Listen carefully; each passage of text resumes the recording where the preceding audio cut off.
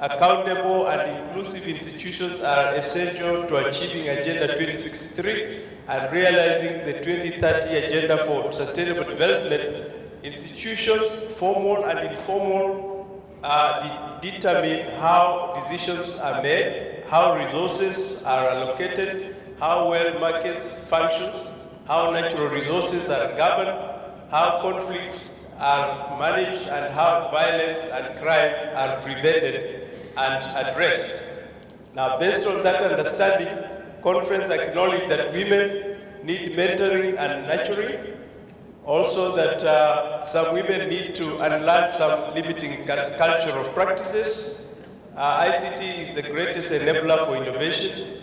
Transformational leadership creates an enabling environment for innovation. Community involvement is critical to sustain innovation. Egypt has and continues to consolidate its relations with its African counterparts in economic development. And of course, the other acknowledgements are that are this listed here. Because of time, I can't go through all of those.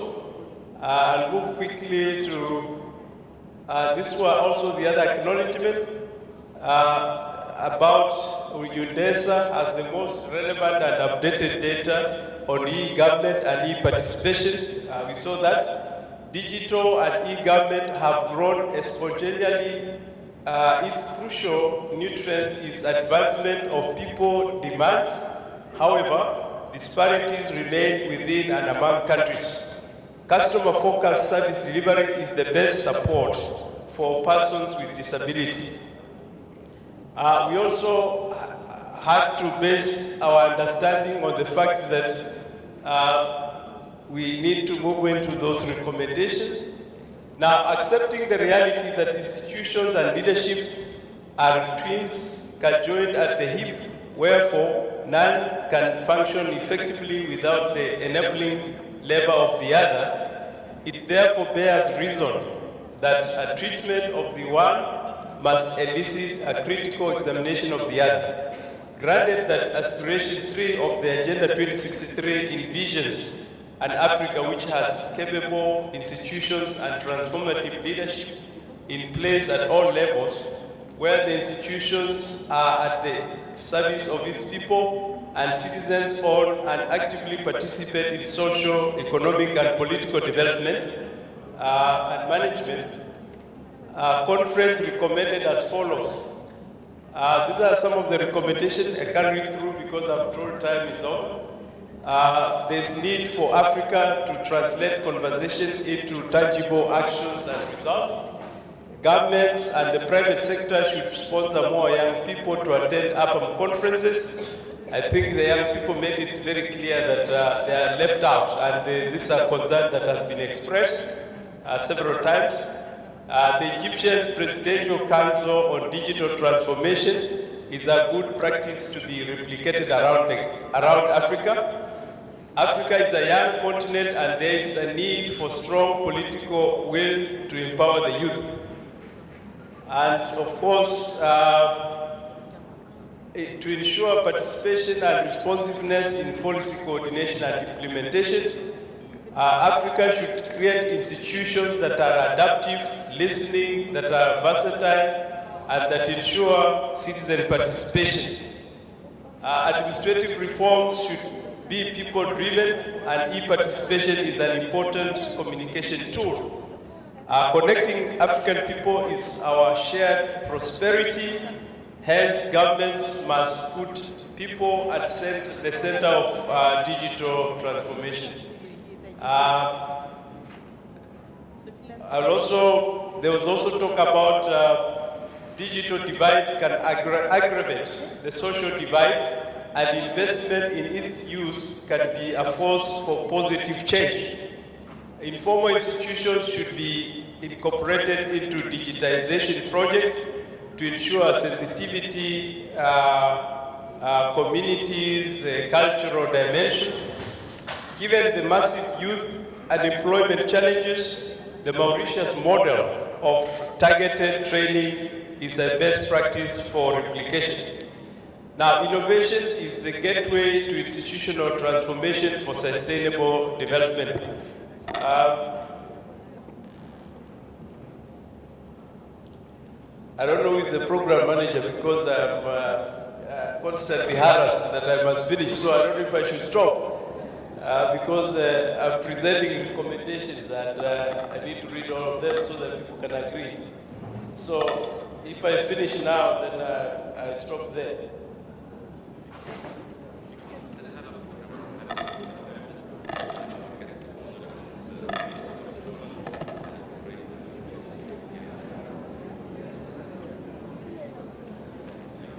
Okay, let me rush quick. Okay, the other recommendations are lastly are that as we observe this season of violence against women and children, the Zambian model of ending child marriages is a best practice for the many countries still grappling with this social menace.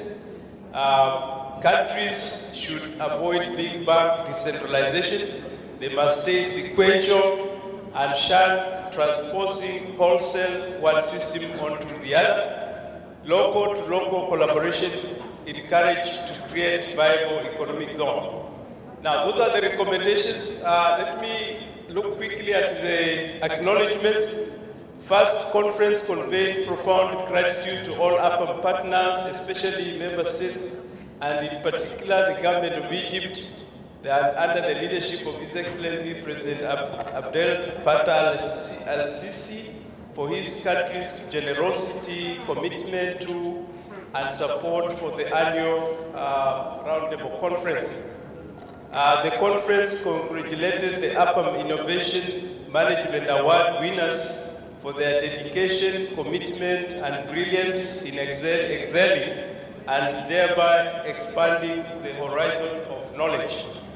Delegates expressed their sincere appreciation to the National Organizing Committee, the management and staff of Ritz-Carlton Hotel, and the Egyptian people for their hospitality as well as outstanding hosting courtesies that were impeccably and proficiently prepared for them. And not to forget that delegates thanked the APAM leadership and secretariat as well as resource persons and rapporteurs for their dedication and commitment to making this roundtable conference a success. The theme and venue for the 41st roundtable conference will be communicated to the APAM fraternity in due course. And finally, that the APAM Executive Council conveys sincere gratitude to member states and institutions for continued participation and support. I thank you.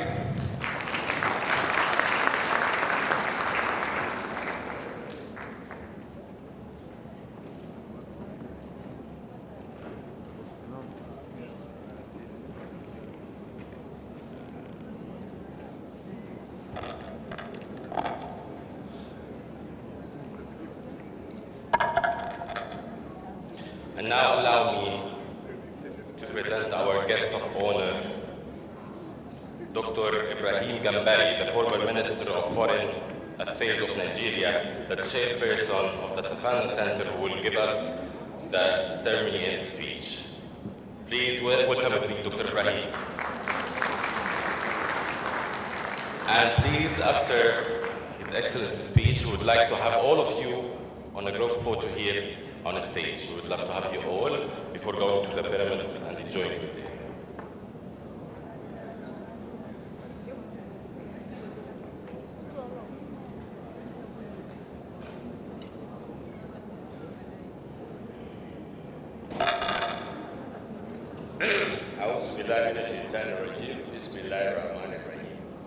Engineer Gada David, the Deputy Minister of Planning for Administrative Reform, Dr. Ronald Misoka, President of the African Association of Public Administration and Management, and Professor Mohamed Allah, the head of the organizing committee of this impressive 40th Roundtable Conference.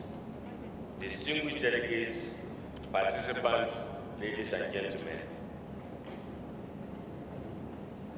In presenting a keynote address at the end of the conference, rather than at the beginning, I have the disadvantage of speaking when I may have to repeat what most of the people have said before. But the advantage is that you will not have an opportunity to criticize my presentation.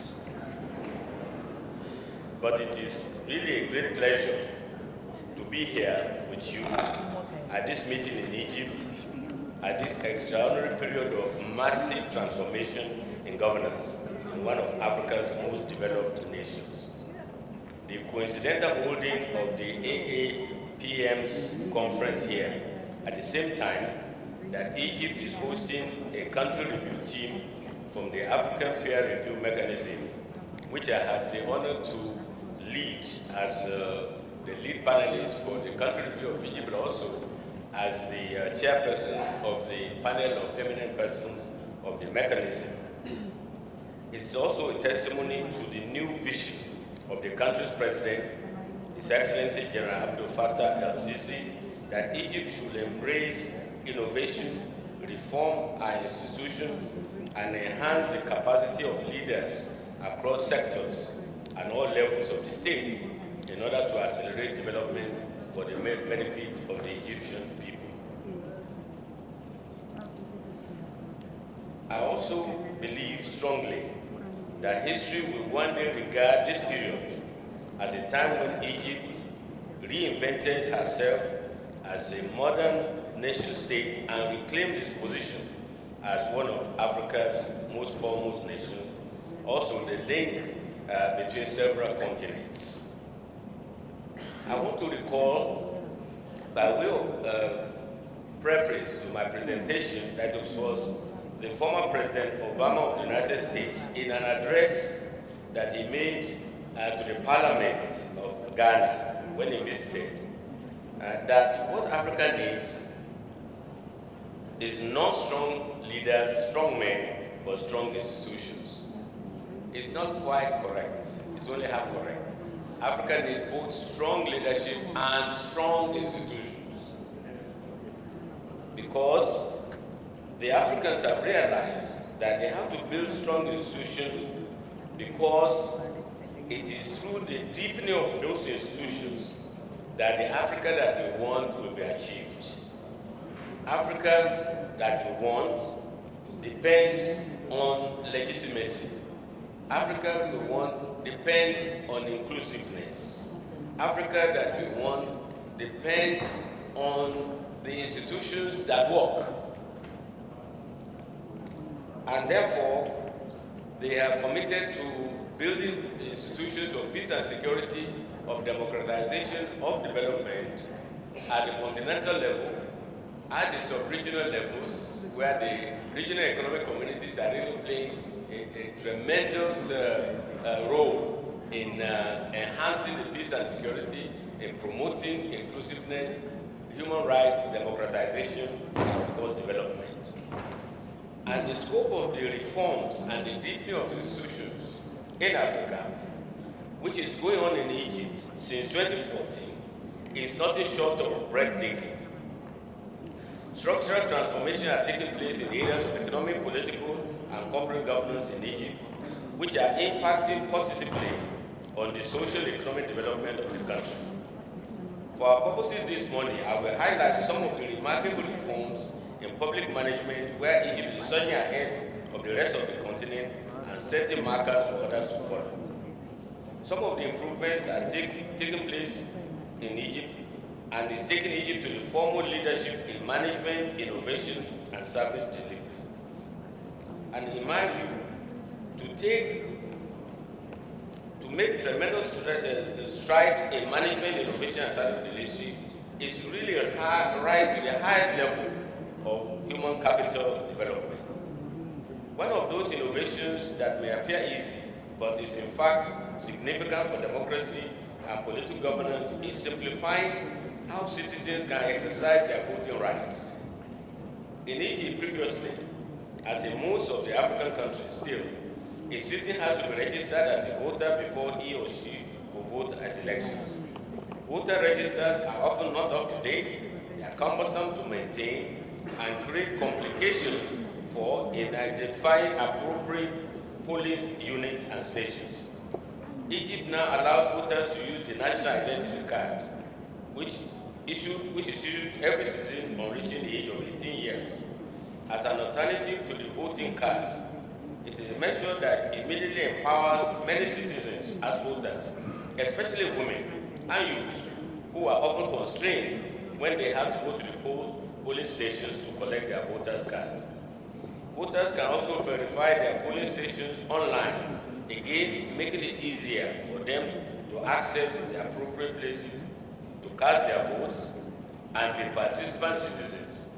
This may appear trivial, but this is how people become creative citizens. That's how they are empowered politically, and this is how they are able to fully take control of their destinies. The reform to enhance the efficiency and effectiveness of the public service, however, is anything but simple. Egypt is returning its implementation and service delivery machinery by instituting merit-based recruitment into all civil service positions. The Capacities and Assessment Center conducts automated competitive examinations to select successful